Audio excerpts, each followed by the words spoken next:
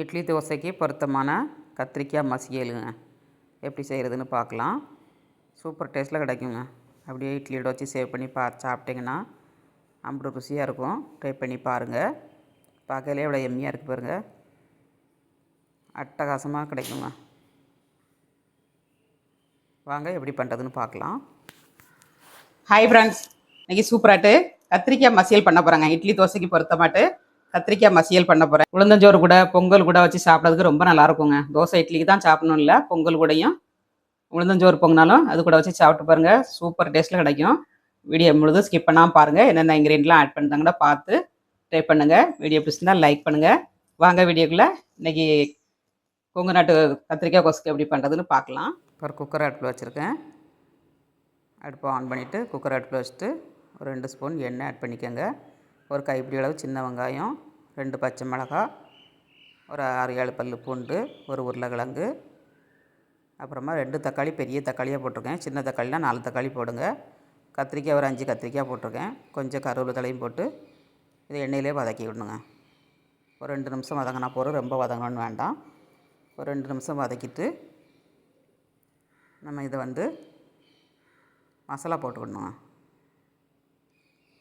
1/2 spoon மஞ்சள் தூள், 2 spoon sambar பொடி. சாம்பார் பொடிக்கு பதில் குழம்பு மிளகாத்தூளும் போடலாம். பெருங்காயத்தூள் 1/2 டீஸ்பூன் போட்டு உப்பும் போட்டு நல்லா கிண்டி கொடுத்துக்கோங்க. உப்பு நான் எப்பவுமே போட்டிருக்கேன். காணலைன்னா செக் பண்ணிவிட்டு போட்டுக்கோங்க. இப்போ கொஞ்சமாக லாஸ்ட்டில் மல்லித்தழை போட்டு தண்ணி கொஞ்சமாக ஊற்றணுங்க. 1 டம்ளர் தண்ணி ஊற்றினா போதும்.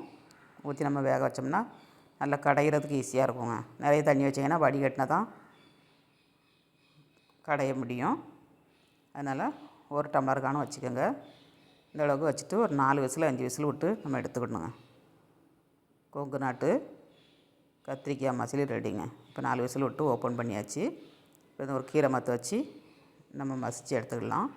கீரை மத்து உங்கள்கிட்ட இல்லைன்னா மிக்சியில் போட்டு பல்சில் போட்டு ஒரு சுற்றிக்கோங்க. ரொம்ப மசியக்கூடாது. கொஞ்சம் திட்டாக இருந்தால் தான் பார்க்கறதுக்கு நல்லாயிருக்கும், சாப்பிட்றதுக்கும் நல்லாயிருக்குங்க. இந்த மாதிரி மசிச்சுட்டு அப்படி கடைஞ்சோம்னா நமக்கு சூப்பரான கத்திரிக்காய் மசியல் ரெடி ஆயிருங்க. இப்போ நல்லா மசிச்சாச்சு. இந்த அளவுக்கு மசித்தா போதும். இப்போ கொஞ்சமாக தண்ணி ஆட் பண்ணிக்கலாம். ரொம்ப திக்காக இருக்குது. கொஞ்சமாக ஆட் பண்ணிவிட்டு நம்ம கொஞ்சம் நேரம் கொதிக்க விடணுங்க. 1 டம்ளர் கணம் ஆட் பண்ணிக்கோங்க. இந்த அளவுக்கு திக்னஸ் வேணுங்க. இன்னும் ஆறுனதுக்கப்புறம் கொஞ்சம் திக்காகும். கொதிக்க வச்சு ஆறுனதுக்கப்புறம் அதனால் இந்த அளவுக்கு வச்சு இப்போ கொதிக்க விட்டுக்கலாம். நம்ம அடுப்பில் வச்சு கிண்டி கொடுத்தாச்சு. இப்போ கொஞ்சம் நேரத்தில் கொதிச்சிரும். நல்லா தாளசம் பண்ணிடலாம். நல்லா கொதிச்சிருச்சு பாருங்கள். இந்த அளவுக்கு கொதிச்சா போதும். இப்போ ஒரு தாளசம் பண்ணிடலாம். கடாய் அடுப்பில் வச்சுட்டு ஒரு 2 ஸ்பூன் எண்ணெய் ஆட் பண்ணிக்கோங்க. 1/2 ஸ்பூன் கடுகு, 1 ஸ்பூன் கடலைப்பருப்பு, 1/2 ஸ்பூன் உளுந்தம்பருப்பு, 2 காஞ்ச மிளகாய், லாஸ்ட்டில் கொஞ்சமாக சீரகம் ஆட் பண்ணிவிட்டு கருவேப்பிலையும் போட்டு நல்லா பொரிஞ்சதும் மசியலில் ஆட் பண்ணிக்கோங்க. அட்டகாசமான சுவையில் இட்லிக்கு கத்திரிக்காய் மசியல் ரெடி ஆயிடுச்சிங்க. இப்போ லாஸ்ட்டில் கொஞ்சம் மல்லித்தழை போட்டு அப்படியே இட்லியோட சேவ் பண்ணி சாப்பிட்டோம்னா எத்தனை இட்லினே தெரியாது, சாப்பிடுவாங்க. அந்த அளவுக்கு டேஸ்டியாக இருக்கும். இப்போ ஒரு பவுலில் ஆட் பண்ணிடலாம். பார்க்கும்போதே நாக்கில் எச்சி ஊறுதுங்க. சுவையும் டேஸ்ட்டும் அதிகமாக இருக்கும். எத்தனையோ வகை சாம்பார் சட்னியும் செஞ்சு சாப்பிட்டு பார்த்துருப்பீங்க. ஒரு தடவை அந்த கத்திரிக்காய் மசியலை செஞ்சு சாப்பிட்டு பாருங்கங்க. சாம்பார் சட்னியே மறந்துடுவாங்க. இதை தான் செய்ய சொல்லுவாங்க. அந்தளவுக்கு டேஸ்டியாக இருக்கும். இப்போ இட்லியோட சேவ் பண்ணிடலாம். வாவ், எவ்வளோ கலர்ஃபுல்லாக இருக்குது பாருங்கள். அருமையான சுவையில்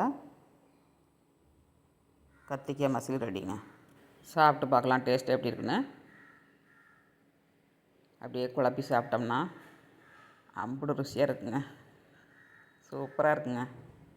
வீடியோ பிடிச்சிருந்தால் லைக் பண்ணுங்கள். மீண்டும் நெக்ஸ்ட் வீடியோவில் சந்திப்போம். பாய்.